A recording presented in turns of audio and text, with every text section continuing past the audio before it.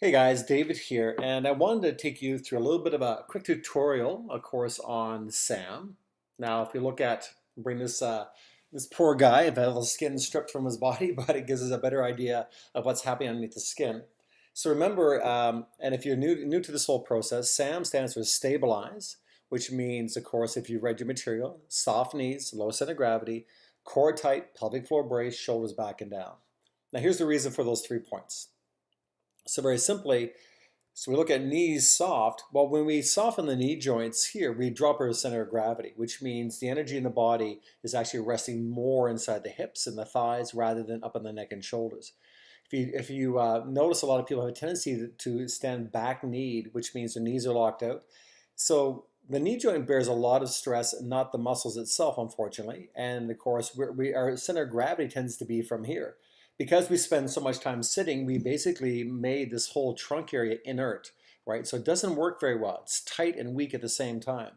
So we're very tight in the musculature in around the inner thighs, right? So we're very tight on the hip flexors. We're kind of tight in the inner thighs. We're tight in the hamstrings, but we're very weak, of course, at the same time. And one of the biggest weaknesses we have, of course, are the buttock muscles. And a great many of you, if you're right-handed, will have more of an issue with the opposite hip. So if I'm right side dominant, my right hip tends to be quite a bit stronger than my left, which means, unfortunately, that there's more problems down here in my knee and my ankle because the lack of hip strength in this above position here. So when we go through SAM, what we want, again, we want soft knees, low center of gravity, core tight, pelvic floor brace, shoulders back and down. Again, the soft knees drop the center of gravity lower, so we're in a more in the athletic stance. It's not, you don't walk around in a squat position, but it's by just keeping your knees soft while you're exercising, or keeping your knees soft while you're standing, really removes the stress away from the joints and it takes away from the upper body. The bracing the pelvic floor, of course, what we're looking for, and let me show you here. Let's strip some muscle off this guy. All right. So what we're looking for is to be able to actually train the body to transfer energy properly. So our mechanical center of gravity is right about here, right? So this is our mechanical center of gravity.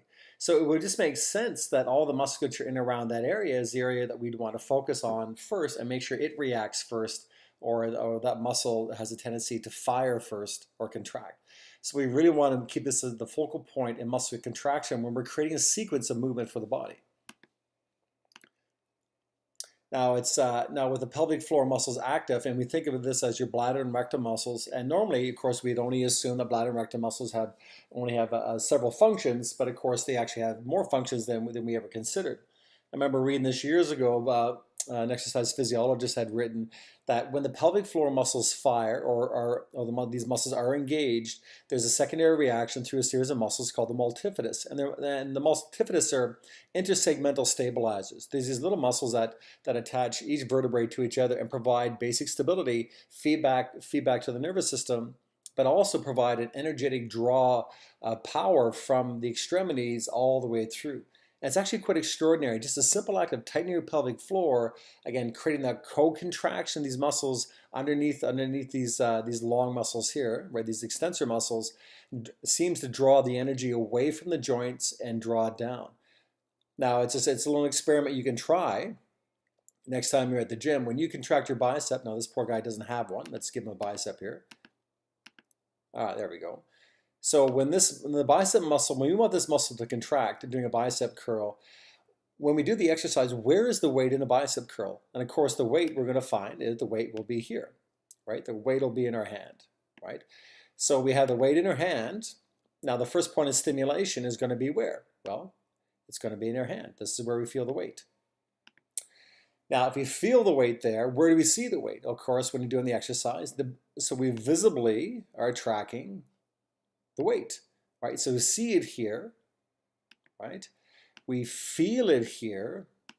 So what the tendency for the brain is to find the muscles closest to the point of stimulation. And where would that be? Well, it's not the bicep. The bicep's way up here.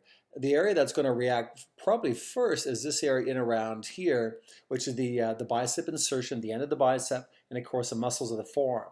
So quite often, most pulling exercises like a seated row where you're pulling the weight with you, or a bicep curl, for example, we're going to end up getting a lot more stress here because of what we see and what we feel gives us the incorrect information. That's why I designed SAM. So we think about the exercise, we soften our knees, as we talked about before, we tighten the pelvic floor, and of course the other important piece here that I forgot to mention is getting into that shoulder stability, and this is a really important piece because the bicep, let me bring this guy around here. So the bicep attaches right here, right? So the bicep attaches up here, you notice these attachment points, right? And so what's going to stabilize that bicep, of course, are the posterior muscles. So this area here, whoops, we call her the shoulder girdle, right, which is comprised of a trapezius, rhomboids, rotator cuff, right, a lot of muscles back here. These muscles here are going to assist in keeping those shoulders back and down. So when the shoulders are back and down, of course, the shoulder joint should line up above the hip, which should line up, of course, should be a nice straight line all the way down through here, which invariably there is not because we generally have this forward rounded posture. But we're really going to challenge you guys to really develop on great shoulder posture, which is a lot of flexibility of the anterior portion of your body and then a lot of strengthening here, which of course we're providing for you.